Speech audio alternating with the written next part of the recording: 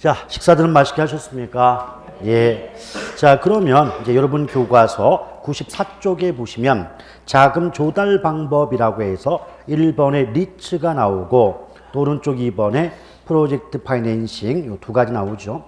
이것 말고 나중에 기본서 받아보시면 한 두어 가지가 더 나오고 있는데 사실 1번과 2번 내용만 정확히 알고 계시면 문제를 풀어내는 데는 거의 지장을 받지 않습니다.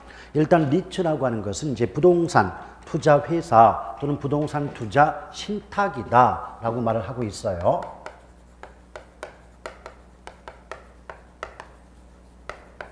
자, 이게 리츠가 되는데 리츠는 어떤 구조를 갖고 있냐면 그게 세 가지 구성 요소로 이제 구성이 된다라고 보시면 돼요.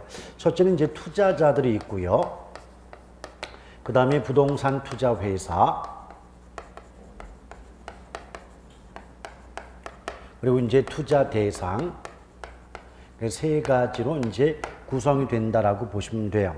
그 내용을 보시게 되면 이 부동산 투자 회사가 주식을 발행해요. 그럼 투자자들이 이 발행된 주식을 삽니다. 그럼 주식을 돈을 주고 사면 그 주식을 보유하고 있겠죠. 그럼 우리 간단하게 주식을 돈 주고 사서 가지고 있는 사람들을 두 글자로 주주라고 말하지 않습니까? 그렇죠? 그럼 부동산 투자회사 투자자들이 이 주식을 사요. 주식을 사게 되면 주식의 매입 대금이 부동산 투자 회사로 공급이 된다라고 말할 수 있겠죠. 그럼 이렇게 모아진 자금, 돈을 가지고 부동산 투자 회사의 전문가들이 어느 곳에 투자를 하게 되면 보다 많은 수익을 얻을 수 있을까 선택하게 돼요. 이때 투자 대상은 단순히 부동산뿐 아니라 부동산 관련 증권. 이 부동산 관련 증권은 우리가 전 시간에 배웠던 MBS라는 게 있지 않습니까? 물론 그 종류에 대해서는 나중에 설명하고자 이번 시간 안 했지만 그 MBS 등을 우리가 부동산 관련 증권이다 라고 볼 수가 있죠. 또한 더불어 부동산 관련 대출 등에 투자해서 발생한 수익을 다시 누구에게? 투자자에게 배당해 주는 간접 투자 상품을 우린 뭐라 그런다? 부동산 투자 회사 리츠다. 이렇게 볼 수가 있을 거예요. 그러면 이걸 묶어 가지고 예쁜 말로 만들기 전에 이 구조를 가지고 하나씩 한번 끊어 볼게요. 지금 일단 투자자와 부동산 투자 회사 상호 간의 관계를 생각해 본다면 분명히 이미 말씀드린 것처럼 부동산 투자 회사가 주식을 발행하면 이 주식을 투자자들이 사고 그 주식의 매입 자금이 부동산 투자 회사로 흘러간다. 여기까지 이해 가지 않습니까? 그럴 때 이때 분명히 투자자들은 주식을 사서 가지고 있게 되니까 이런 말 가능할까요? 부동산 투자 회사의 투자자는 주주로서의 지위를 갖는다. 주주잖아요. 주식을 사서 가지고 있으니까. 맞지요? 그 다음에 원래 이 부동산 투자 회사의 투자자들이 목적이 뭐냐면 수익을 배당받는 게 목적이거든요. 오케이? 그런데 주주니까 주식을 가지고 있으니까 내가 보유한 주식을 내다 팔아서 그 양도 차익을 얻게 될 수도 있는 거 아닌가요? 맞잖아요. 그래서 기출문제가 어떻게 나오냐면 부동산 투자 회사의 투자자는 배당 수익 및 주식의 매매 차익을 향유할 수 있다. 누릴 수 있다. 이렇게 말이 나온 바가 있습니다. 맞아요? 자, 그리고 말이죠, 여러분.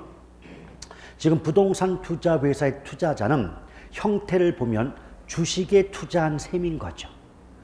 부동산에 직접 투자한 게 아니라 주식에 투자한 셈이 되는 거 맞죠? 그렇죠. 그럼 부동산 투자 회사의 투자는 주식 투자의 성격을 가지고 있는데 여러분 생각해 봐요. 현실적으로 주식 투자할 때 원금을 보장해 주던가요? 주식 투자는 원금을 보장하지 않잖아요. 그래서 잘못하면 쪽박을 차는 거 아니겠습니까? 그럼 바로 그런 관점에서 이런 말이 가능할까요? 부동산 투자 회사의 투자자는 투자 원금의 손실 가능성을 부담한다. 잘못하면 원금도 못 건진다. 이 말 아니겠습니까? 맞죠? 또한 여러분, 지금 투자자들이 이제 주식을 샀잖아요. 그렇죠? 자, 그러면 지금 이 사람들은 부동산을 직접 소유하고 있는 겁니까? 아니면 부동산을 주식의 형태로 보유하고 있는 겁니까? 그렇죠. 그러니까 최소한 뭐 땅이 됐든 건물이 됐든 부동산 자체를 직접 소유하고 있는 건 아니죠. 이런 투자 방식을 간접 투자라고 말합니다. 그러니까 이렇게 보시면 돼요. 간접 투자가 있다면 당연히 직접 투자가 있잖아요. 어려운 말이 아니에요. 직접 투자는 뭐냐? 땅이 됐든 건물이 됐든 부동산을 내가 소유하는 상태로 투자가 이루어지는 방식이 직접 투자예요. 근데 부동산을 직접 보유하지 않은 상태로 투자가 이루어질 때는 무슨 투자다? 간접 투자다. 지금 분명히 형태상 부동산 투자 회사의 투자자는 부동산을 직접 보유하고 있는 것이 아니고 부동산의 일부를 주식의 형태로 보유한 셈이니 직접 투자 방식이 아니라 간접 투자 방식이 되는 거 맞죠?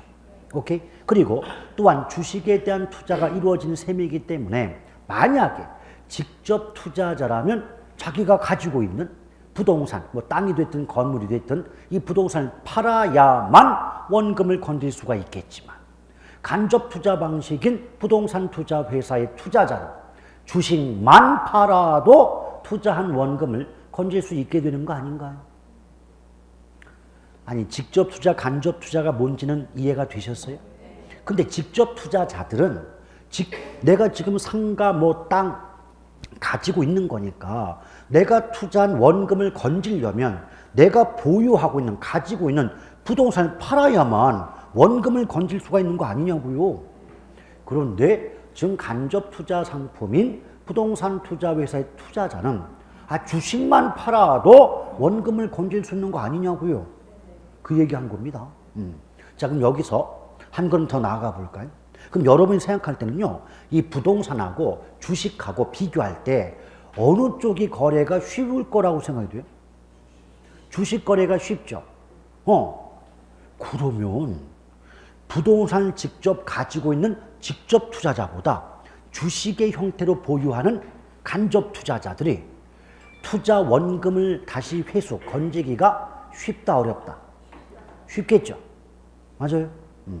그리고 만약 직접 투자자라면 그 부동산을 직접 소유해야 되기 때문에 최소한 억 단위 이상의 어떤 자금은 있어야 되지 않나요?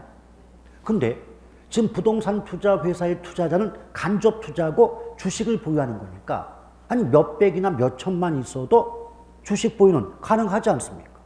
오케이? 그럼 이놈만 가능해요? 부동산 직접 투자보다 간접 투자의 경우 또는 니치에 투자하는 경우 소액 투자자들의 부동산 투자 기회가 확대될 수 있다. 그렇잖아요. 오케이? 그러니까 이게 전부 어디서 출발한 거예요? 부동산 직접 사는 게 아니라 주식의 형태로 보유하는 간접 투자 상품이다. 여기부터 계속 말이 나오는 거예요. 아시겠습니까? 오케이? 그러면 자, 요걸 하나하나는 또 이해가 되시는데 묶어서 문장 만들면 또 힘들어져요. 근데 예쁘게 이제 끊어서 말씀드려요. 끊어서. 자, 부동산 투자 회사 또는 투자 신탁이란 다수의 소액 투자자들이 부동산 투자 회사가 발행한 주식을 매입함으로써 자금을 모집하고 그렇게 모집한 자금을 부동산 관련 증권 및 부동산 대출 등에 투자하여 발생한 수익을 다시 부동산 투자자에게 배당해 주는 간접 투자 상품이다. 맞습니까? 그런데 과거 기출문제를 보면 참 어이가 없어요.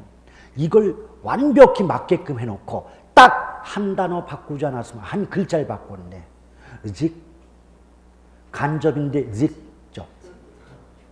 오케이? 근데 제가 계속 말씀드리죠. 그냥 무대뽀로 외우신 분들은요, 한 글자 바꾸면 자기가 외운 말이 다 있기 때문에 틀렸다는 느낌 자체를 못 받아요. 오케이? 그러니까 만약에 이런 설명을 하잖아요. 그 설명 자체를 되게 귀찮아 한다고. 싫다고, 복잡하다고. 근데 설명을 안 듣고 문제를 어떻게 풉니까? 아시겠죠? 예. 그러면 당연히 그 부동산 투자 회사의 의미를 통해서 부동산 투자 회사의 투자자는 간접 투자예요. 자, 간접 투자이다. 그럼 이걸 통해서 여러 가지 묶어 보겠습니다. 부동산 투자 회사의 투자자는 소액 투자자로서 부동산 투자 회사가 활성화되는 경우 소액 투자자들의 부동산 투자 기회가 확대될 수 있다. 맞죠? 또한 부동산 투자 회사의 투자자는 아까 말한 것처럼 투자 원금의 손실 가능성을 부담한다. 맞죠? 또한 부동산 투자 회사의 투자자는 부동산 직접 투자자들에 비해 경기 침체 시 투자 원금의 회수가 상대적으로 용이하다. 왜? 주식만 팔면 되니까. 오케이? 됐어요? 네, 그런 것. 이런 것들이 모여가지고 여러 가지 말이 나오는데 사실 그런 것들 자꾸 접하면서 조금만 생각해 보시면 너무나 당연한 말들이 연속이기 때문에 굳이 외울 게 없는 부분입니다. 다만 실제 시험에 나오는 부분은 부동산 투자 회사 법률의 규정이 나와요. 근데 우린 지금 기초서기 때문에 부동산 투자 회사법 내용이 하나도 없거든요. 그냥 부동산 투자 회사라는 의 정도만 나오고 효과만 나오는데 과거에는 법률이 나오지 않고 어떤 의의나 효과를 위주로 출제가 됐는데 이제는 그런 것들은 금방 안다고 보고 부투법상의 법적 규정에 대해서 낱낱이 알지 못하면 틀리게끔 문제를 내고 있다는 겁니다. 나중에 기본서 받아보면 한 5페이지 정도 분량을 몽땅 외워야 한 문제 맞춥니다. 근데 법이거든요. 나중에 법 공부할 때는 기본이 하늘천 따지예요. 법조문의 내용을 먼저 알고 있어야 나중에 이해를 하든 뭘 하든 하죠. 아시겠죠? 그리고 그 지금 고생해서 법조문 많이 외워두면 나중에 써먹을 때 많아요. 아니 고객들하고 상담할 때 그냥 민법에 이런 게 있어요. 이것보다는 민법 몇 조 몇 항에 의거하여 이러면 벌써 오 이러고 있는 거 이게. 그게 별거 아닌 것 같죠. 한 끝발이라니까. 한 끝발 차이로 왠지 뭔가 있어 보이고 많이 아는 사람처럼 대접받을 수가 있고요.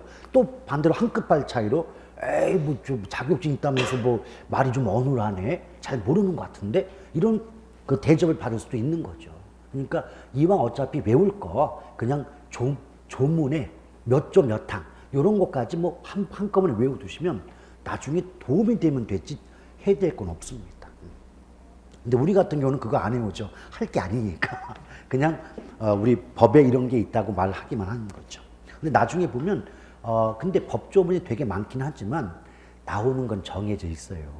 자주 나오는 게 있거든요. 이제 그런 것들은 나중에 요약집 보면 다 정리가 돼 있으니까 굳이 그런 걸 그냥 열심히 하늘천 따지 할 필요까지 사실은 없어요. 그러니까 수업 때 제가 자주 입에서 이렇게 오르내리는 거 그거 위주로만 공부를 하시면 뭐 점수 맞는 건 그렇게 어렵지가 않죠. 근데 부투법이 매년 나왔는데 요번 시험만 건너뛰었어요.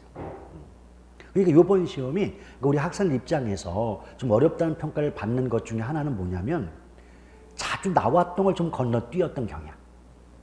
그리고 이제 계산 문제가 보통 8문제 나왔던 게 10문제 나왔다. 그러니까 2문제 더 나왔다는 거죠. 근데 수험생 입장에서는 계산 문제가 한 문제만 더 나와도 이 체감, 압박감이 엄청나거든요, 이게. 그러니까 오 이러고 있다는 거예요. 근데 그걸 한 템포 옆에서 보고 있으면 똑같은 계속 물어보는 내용이긴 하지만 심리적 압박감이 크다 보니까 이게 좀 그런 거죠. 근데 그럼 그 압박감 우리가 견뎌야 돼요. 그걸 이겨 나가야 돼 우리가. 상대방 그렇게 되면 상대방 내는 만큼 우리가 견뎌서 부딪혀야지. 야 이렇게 나오면 우리 틀리고 저렇게 나오면 맞추고 이렇게 나오면 틀리면 우리 큰일 나요. 아시겠죠? 예. 내공을 쌓으시면 돼요. 그러니까 리츠가 그래요. 자, 그 다음에 오른쪽 넘어오시면 이번에 프로젝트 파이낸싱 나오죠? 근데 이걸 줄여가지고 프로젝트의 P와 파이낸싱의 F를 줄여서 그냥 PF 금융 뭐 이렇게 말을 바꾸는 경우도 있죠. PF 금융. 근데 우리가 이제 그 문장을 해석할 때 말이에요. 여기뿐만 아니라 프로젝트란 말이 나오지 않습니까? 그럼 프로젝트란 말이 나오면 무조건 대규모 개발 사업이라고 해석하십시오. 프로젝트란 말은 규모가 큰 개발 사업을 뜻하는 거예요. 단적인 예로 그 대규모 아파트 단지를 만드는 것도 프로젝트라고 말할 수 있는 거고, 뭐 광안대교다, 인천대교다, 큰 다리를 만드는 것도 프로젝트라고 말할 수 있는 거예요. 아시겠죠? 그리고 여러분, 우리 저 주변에 길을 걷다가 간판 보다 보면 무슨 파이낸스 그러면 대부분 이제 안 좋은 쪽으로 돈 빌려주는 쪽 아니에요? 그렇죠? 그러니까 파이낸스라는 말 자체가 뭐다? 대출인데 예쁘게 말하면 그 자체가 금융 아니에요? 자금을 빌려주는 거니까 자금 융통이겠죠. 그럼 프로젝트가 대규모 개발 사업이고 파이낸싱이 대출 또는 자금 융통이니까 이걸 연결해서 의미를 얘기하면 이거 아니에요? 프로젝트 파이낸싱이란 대규모 개발 사업에 필요한 자금을 조달 또는 융통하는 금융 수단이다. 금융 방식이다. 라고 말할 수 있는 거 아니에요? 그러니까 제목이건 뭐다? 말뜻이다. 오케이? 그런데 이 PF가요. 기존의 대출 방식과 근본적인 차이점이 한 가지 있어요. 여러분이 상식적으로 말이죠. 돈이 부족할 때 돈 빌리는 방식이 두 가지입니다. 크게. 일단은 돈을 빌린 차입자의 신용을 담보로 대출을 받거나 아니면 그 차입자가 제공하는 주택을 비롯한 어떤 부동산 등의 물적 담보를 제공하고 대출을 받는 게 일반적이잖아요. 근데 PF 금융의 특징이 뭐냐면 그럼 부동산 등의 물적 담보나 차입자의 신용이 담보가 되는 게 아니라 프로젝트, 즉 그 개발 사업의 수익성, 즉 현금 흐름을 담보로 대규모 자금 조달이 가능하다는 게 PF의 특징이에요. 오케이? 그럼 여러분 최소한 지금 기초니까 최소한 PF가 나왔는데 뭐 차입자의 신용이 담보가 된다든지 뭐 부동산을 담보로 자금 대출이 가능하다든지 곧다고 말 나오면 읽지도 말아요. 무조건 필요. 아시겠죠? 그리고 그 프로젝트의 수익성을 담보로 하는데 그 수익성이란 말 대신에 현금 흐름을 담보로 한다 해도 똑같은 말이거든요. 왜 그러냐면 잠깐 복습해봐요. 우리 앞 시간에 투자론 배우실 때 뭐 현금 수지를 다른 말로 현금 흐름이라 할 수 있다고 배운 바 있고요. 그때 수지는 들어오는 수입과 나가는 지출이니까 수입에서 지출을 빼면 수익이 나온다 하지 않았습니까? 그래서 현금 수지, 현금 흐름은 해석해보면 그 자체가 수익이라고. 그러니 수익성을 담보로 한다는 말이나 현금 흐름을 담보로 한다는 말은 똑같은 말 한 거 아니냐고. 이해하시겠어요? 이것이 그래서 만약에 이렇게 보시면 돼요. 만약 그 돈을 빌린 차입자의 신용이 빈약하거나 어떤 부동산 등의 물적 담보가 부족하다 할지라도 그 프로젝트, 그 개발 사업의 수익성만 높다면 대규모 자금 조달이 가능할 수 있는 거 아닌가요? 오케이? 그래서 예전 기출문제에 이런 문제가 나와서 한번 들어보세요. 프로젝트 파이낸싱 기법은 차입자의 신용이나 부동산 등의 물적 담보가 빈약 또는 부족한 경우에도 대규모 자금 조달이 가능한 선진적인 금융수단이다. 맞죠? 근데 핵심은 앞에 있는 거고 그냥 선진적이란 말은 그냥 써준 거고. 안 그래요? 그래서 여러분들은 문장 해석할 때 핵심을 잘 잡으시면 돼요. 얘가 지금 말하는 건 뭐 신용이나 또는 이 물적 담보가 아닌 걸로 자금 조달이 가능하다. 그 말을 하고 싶었던 거고 그런 점에서 자금 조달이 쉬우니까 선진적이란 말을 하나 집어넣은 것에 불과한데 우리는요. 앞에는 안 보고 가만 선진적이냐 이게 뭐 이러면서 따지고 들어가니까 안 보이는 거죠. 아시겠죠? 근데 이 PF의 경우 구조가 좀 복잡합니다. 한번 써볼 테니까 들어보세요. 일단은 이제 어떤 개발 사업을 수행할 목적, 의사를 갖고 계신 분들을 개발업자라고 하는데 그 개발업자를 우리 PF에서는 개발업자라고 하지 않고 그냥 사업주라고 해요. 근데 사업주를 영어로 스폰서라고 하는데 스폰서란 말 잘못 썼다가 오해받을까 봐 그냥 사업주라고 합니다. 여기서 말하는 스폰서는 그분이 아니에요. 예. 근데 사업주가 특정 개발 사업을 수행할 목적을 가지고 설립하는 회사를 프로젝트 회사다라고 말을 하거든요. 근데 여기서 잘 보세요. 이 프로젝트 회사를 만든 건 사업주 맞아요.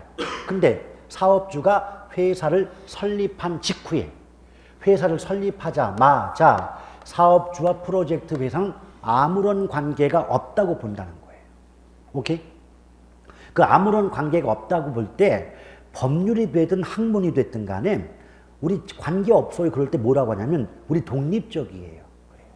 그러니까 뭔가 독립적이라는 말은 무관하다의 뜻입니다. 그래서 어떤 말 나오냐면 사업주가 프로젝트 회사를 설립하는 반면 사업주와 프로젝트 회사는 법적, 경제적으로 상호 독립적 관계에 있다 이렇게 말을 하거든요. 오케이? 근데 이 말을 바꾸면 너와 나는 독립적이야. 너와 나는 이제 관계 없어. 이거를 이렇게 말할 수 있잖아요. 인연을 끊자. 인연 끊자. 이거를 한자로 끊을 절 인연연 그래서 신용절연의 상태에 있다라고 말합니다. 우리는 이제 인연 끊은 거야. 이혼 도장 찍은 거야. 이렇게 나온다는 거지 이게. 아시겠죠? 그럼 봐봐요.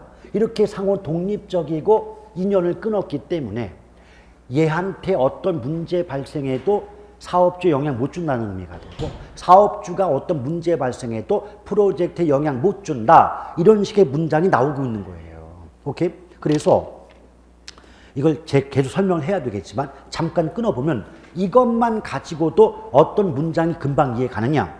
이런 문장이 잘 나오거든요. 프로젝트 파이낸싱으로 개발 사업이 수행되는 경우 그 프로젝트의 파산이 사업주에게 미치는 영향을 배제할 수 있다. 그러니까 얘 망해도 사업주에게 영향 못 주지 않느냐. 왜? 인연 끊은 관계니까. 근데 앞뒤를 바꿔가지고 사업주의 부도 파산이 프로젝트에 미치는 영향을 차단 배제할 수 있다. 라고 해 똑같아요. 아니 얘네 둘 다시 한번 프로젝트 회사를 만든 건 사업주인 건 맞지만 일단 회사가 만들어지고 난 후에는 사업주와 회사는 아무런 관계가 없다고 봐주고 인연을 끊은 관계다.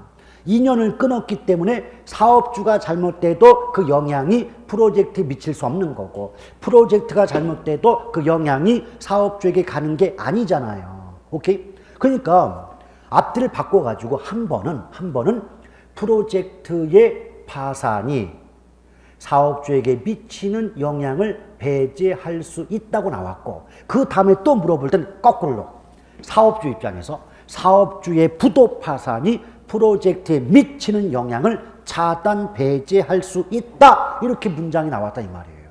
오케이? 근데 그걸 굳이 외울 게 없고 아니 이혼했는데 뭘 둘이 이혼 도장 찍었는데 이 사람 뭐 사업하다 망한다고 해서 이혼한 전 부인께서 무슨 책임을 지거나 영향을 받는 건 아니지 않습니까? 그렇죠? 됐어요? 자, 이렇습니다. 그래 놓고 아니 어차피 이 프로젝트라는 게 제가 조금 아까 대규모 개발 사업 그랬잖아요. 아니 규모가 큰 개발 사업이면 그 개발 사업에 소요되는 돈도 많이 들겠네요. 그렇죠? 그럼 당연히 자금 조달이 필요하지 않겠습니까? 그럼 여기 은행이 있단 말이에요.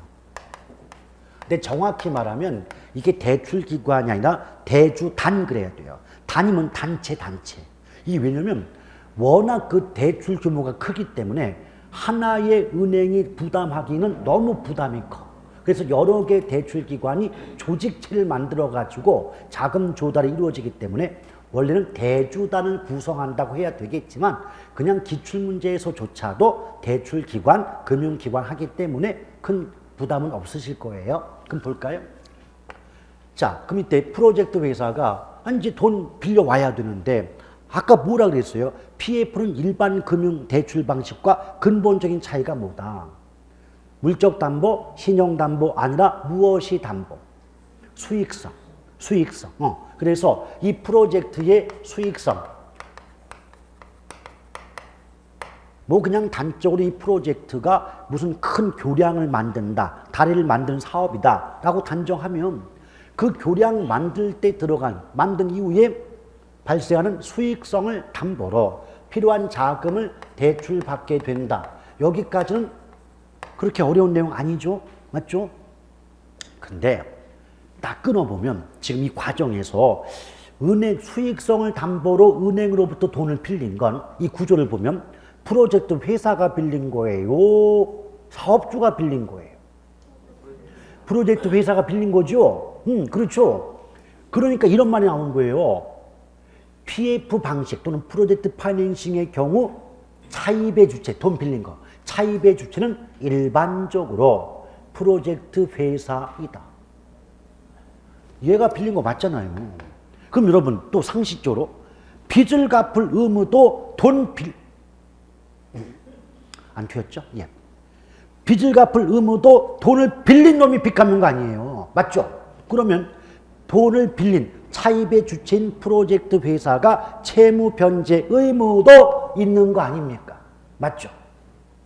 그런데 못 갚더래. 프로젝트 회사가 채무 불이행, 빚을 갚지 못하더래. 이럴 때 은행이 사업주를 찾아오는 거예요. 야, 사업주 너 말이야. 니들 지금 위장 이혼한 거 알아 내가. 응? 니들 한때 같이 살았지 않냐? 그럼 지금 회사가 빚 못 갚으니까 네가 빚 갚아! 요구할 수 있기 없기? 없기에 없기. 왜? 이미 2년 끊었다니까. 아시겠죠? 오케이?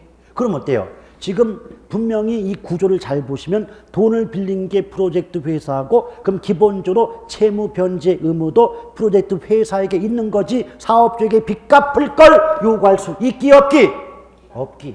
없기.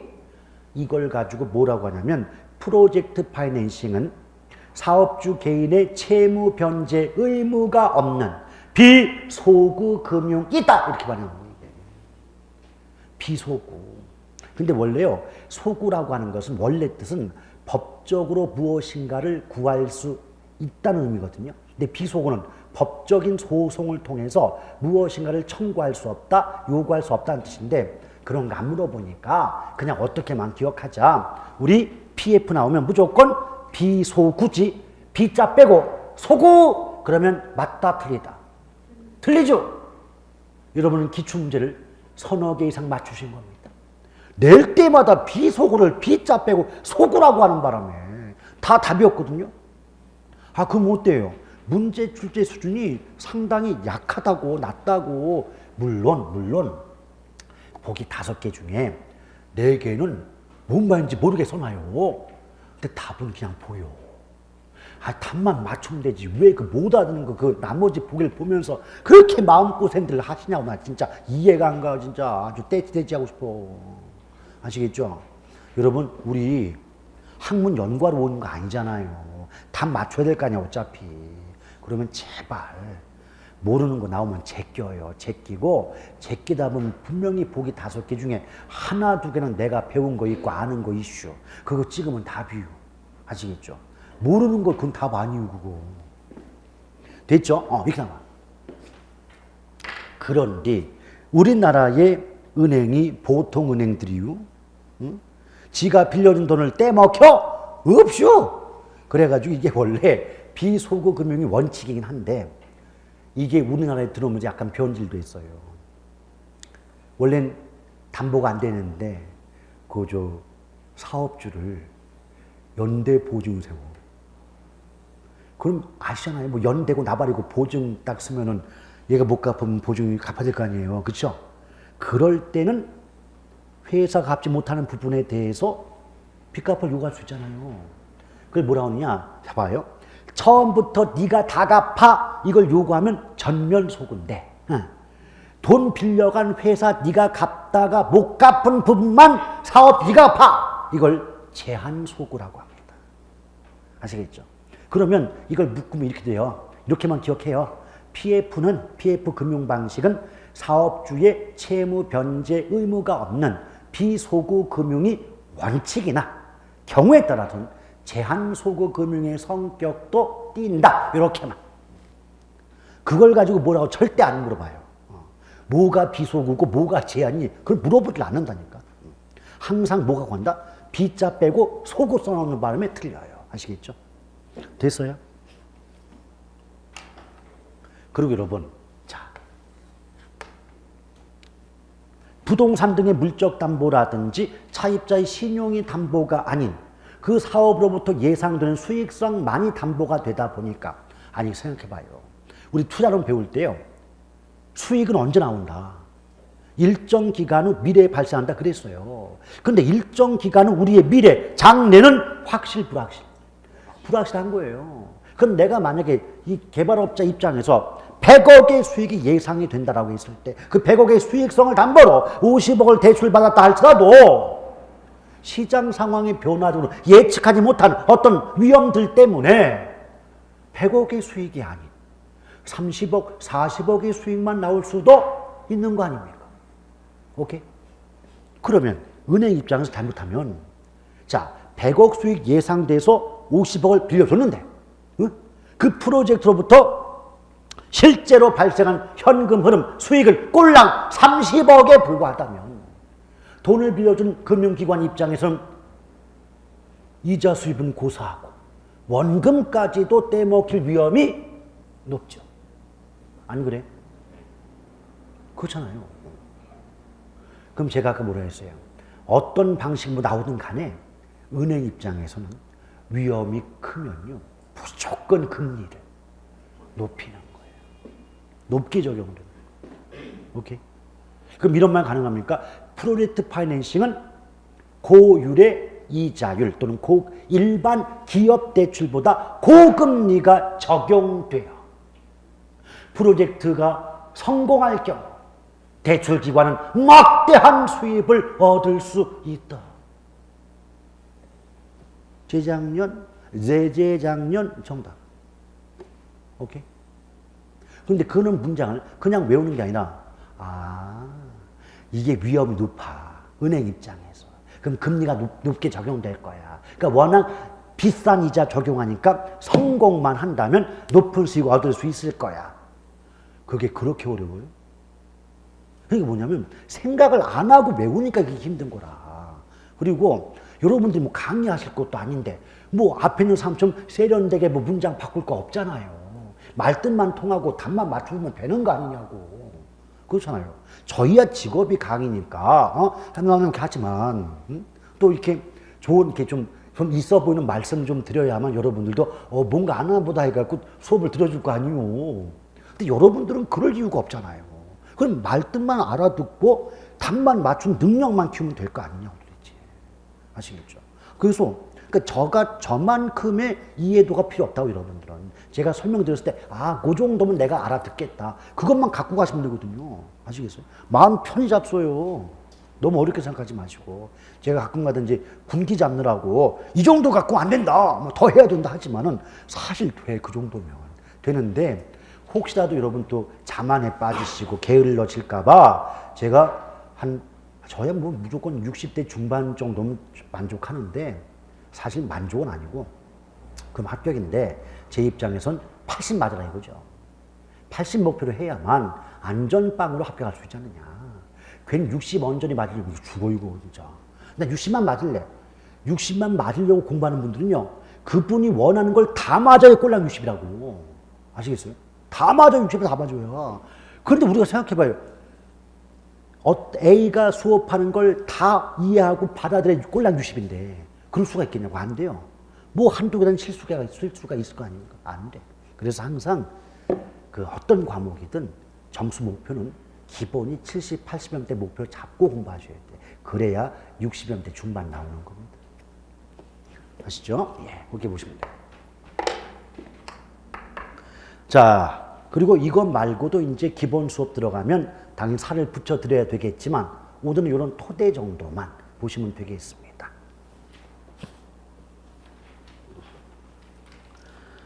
자, 그렇게 보시면 되겠죠. 그러니까 이제 동그라미 1번이나 그 다음에 2번 정도를 쭉 읽어보시면 제가 설명드린 말들 다 들어가 있으니까 뭐 이해하기에 큰 부족이 없을 겁니다. 저 뒷장을 넘겨볼 때 3번의 한국주택금융공사는 써있긴 하지만은 사실 이렇게 물어보는 경우는 거의 없다고 보셔도 돼요. 얘네들 그 업무 물어보는 경우는 거의 없어요. 물어보더라도 내용 물어보는 게 아니고 그 뭐 주요 업무 가로 2번에 보면은 1번부터 5번까지 있잖아요. 그런 업무 본다 뭐 이런 정도만 나열되는데 그런 것도 과거 패턴이기 때문에 지금 물어볼 게 얼마나 많은데 있다고 물어보지 않습니다. 그러니까 참 나중에 기본서에도 이런 말이 나올 수 있겠지만 그때도 그냥 참고 삼아 교과서에 대한 예의로서 한 번 정도 읽어만 보세요. 아시겠죠? 현재 우리 넘어가시면 부동산 개발 및 관리론 나옵니까? 드디어 힐링이에요, 힐링. 여기서는 뭐 계산도 없고 생각할 것도 없어요. 그냥 제가 들으면서 아 맞아 하고 넘어갈 수 있는 부분입니다. 자, 맨 처음에 집약도 부분은 좀 생각을 해야 됩니다. 아직 힐링이 아니군요. 근데요, 제가 집약도를 설명하기 앞서서 결론부터 알려드릴게요. 요령. 땅값 아시죠? 땅값과 집약도는 쌍둥이에요. 같은 방향입니다. 여러분, 자, 같은 방향 놓고 한번 들어보세요. 도심에 가까울수록 땅값 싸다 비싸다? 올라가죠. 쌍둥이니까 집약도도 커진다 그래요. 그럼 외곽 갈수록 땅값 싸지죠. 그럼 집약도도 작아진다. 이렇게 말을 하거든요. 그럼 일단 제가 아직 내용 설명 안 했지만 결과를 먼저 따져보면 토지와 토지의 집가도는 지대와 집약도는 비례관계에 있는 겁니다. 아시겠죠? 그래서 도심에 인접할수록 집가도는 지대가 상승함에 따라 집약도도 커지고 외곽 갈수록 지대 또는 집가가 하락함에 따라 집약도도 작아진다라고 봐야 되거든요. 근데 이유가 있어요. 그게 이유가 뭐냐면 지금부터 드릴 말씀은 외울 건 아니에요. 이해를 돕고자 설명하는 것이지 외울 거 아닙니다. 원래 집약도는 거기 교재에도 나와 있지만 공식이 이게 토지분의 노동 플러스 자본이에요. 이걸 예쁘게 포장하면 토지 이용의 집약도란 단위 면적, 단위 토지 면적당 투입되는 노동과 자본량의 크기를 말한다. 이렇게 문장은 나와요. 근데 외울 거 없어요. 그렇게 물어보지 않으니까. 근데 여기 공식 중에 저 같으면 다른 거 기억 안 하고 이 분모값만 볼까요? 분모값. 자, 이게 분모가 토지 맞죠? 그렇죠? 그러면 땅이 됐든 뭐가 됐든 간에 가격이 비싸진대. 값이 비싸지면 그 물건 많이 쓴다, 덜 쓴다? 덜 쓰겠죠. 그럼 토지 투입량이 줄어들면 공식상 분모가 작아지는 거 아닌가요? 그럼 분모가 작아지면 몫은 반대로 커지죠. 그럼 분수식에서 분모와 몫은 반비례잖아요. 맞죠? 뒤집어서 자, 땅값이 싸지면 싼 거 많이 쓰죠. 그래요? 그럼 토지 가격이 싸지면 토지 투입량이 늘어요.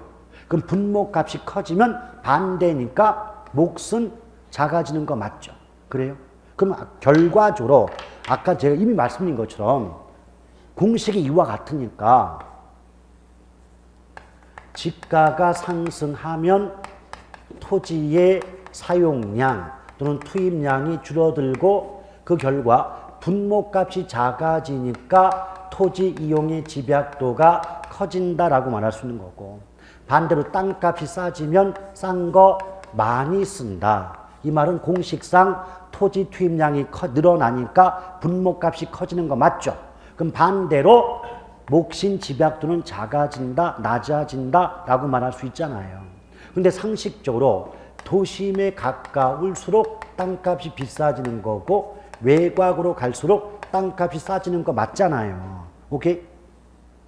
그런데 지금 도심과 외곽 해도 있고 만약에 도시와 농촌을 비교해 봐도 아니 도시 농촌 비교할 때 어느 쪽 땅값이 비쌉니까? 도시. 그럼 땅값과 집약도가 쌍둥이라고 했으니까 도시는 집가가 높을 거고 그러면 집약도가 높아질 거고 농촌은 땅값이 싸니까 집약도가 낮다라고 말할 수 있겠죠. 오케이? 그러니까 여러분들은 뭐 도심 외곽, 도시 농촌 이걸 따로 외울 게 아니라 무조건 도심이든 도시든 농촌이든 외곽이든 땅값이 높아지면 같은 방향 집약도도 커지고 또 땅값이 싸지면 같은 방향 집약도도 작아진다, 낮아진다 라고 기억하면 되지 않습니까? 그렇죠. 그런데 여기서 이렇게 집약도가 높은 경우를 집약적이라고 하며 집약도가 낮은 경우를 조방적이라고 말합니다. 오케이? 오케이? 자, 그러면 제가 문장을 만들어 볼 테니까 차분하게 들어보세요. 도심에 인접할수록 집약적 토지 이용이 이루어지며 외곽으로 나아갈수록 조방적 토지 이용이 이루어진다. 이 말이 나. 도심에 가까울수록 집약도가 높아지며 외곽으로 나아갈수록 집약도가 작아진다, 낮아진다. 이 말은 같은 말 한 거 아니에요? 오케이? 이거를 이제 집약 조방 뒤에 농업자 붙이잖아요. 그럼 어떻게 될까요? 중심에 인접할수록 집약 농업이 입지하고 외곽으로 나아갈수록 조방 농업이 입지한다 라고 말 쓰겠죠. 그 말이 제가 요번에 살 안 붙이고 넘어갔던 튀넨의 입지지례설 내용이에요. 아시겠어요? 아무것도 아니라고 이게. 서로 다 연결되어 있다고. 그럼 여러분 최소한 도심이고 나발이고 땅값이 높다고 나왔는데 집약도가 낮다든지 땅값이 이제 싸다 또는 낮다 나왔는데 집약도가 크다 또는 뭐 집약적이다 그런 말 나오면 그거 해석할 필요조차 있습니까? 바로 틀리는 거 아니에요. 응? 그런데 그걸 끝까지 보고 있다고 제발. 끝까지 보고 있다가 가만 이게 집약이었냐 조박이었냐 극적. 오케이? 왜? 그런 것들은 많이 보다 보면 막 보자마자 이거 앞뒤가 안 맞는 게 보일 거 아니에요.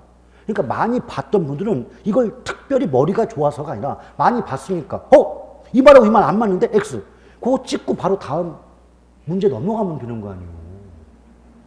아시겠어요? 근데 그게 어설프게 되니까 어떻게 돼요? 맞는 것 같기도 하고 틀린 것 같기도 하면서 헤맨다고. 아시겠죠? 필요 없어요. 무조건 무엇과 무엇만 보자. 땅값, 집약도, 쌍둥이 같은 방향 요것만 기억하시자 이 말이에요. 됐죠? 그러니까 여러분 그 개념, 집약도 개념 얘기하고 가로 2번에 집약적, 가로 2번에 또 조방적 토지용 설명 끝난 거 아니에요? 했지요? 그 다음 넘겨보면 직주 분리, 직주 접근 나오는데 자 많이 힘이 드실 테니까 좀 쉬었다 갈게요. 예.